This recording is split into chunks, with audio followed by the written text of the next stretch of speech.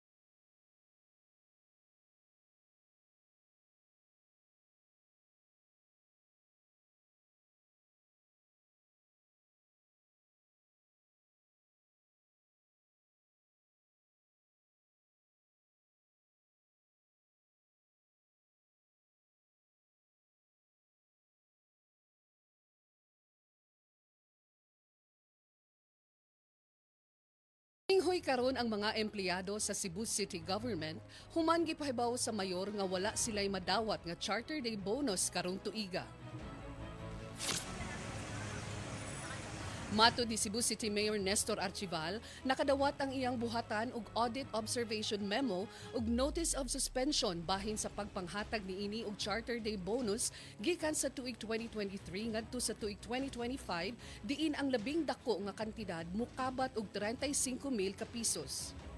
Tungod niini, gitakdang ipauli sa mga empleyado ang nadawat diining bonus aron sila makaretiro sa serbisyo ug makadawat sa ilang retirement benefits base unya sa madawat nga notice of disallowance.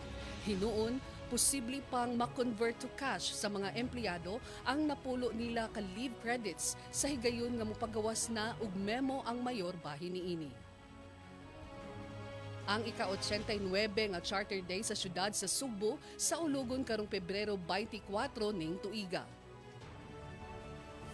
Sa 2025, okay, ang atong nadawat na report, audit report, from January 2025 up to December, na atay kakwangan sa pondo or deficit na 91 million pesos.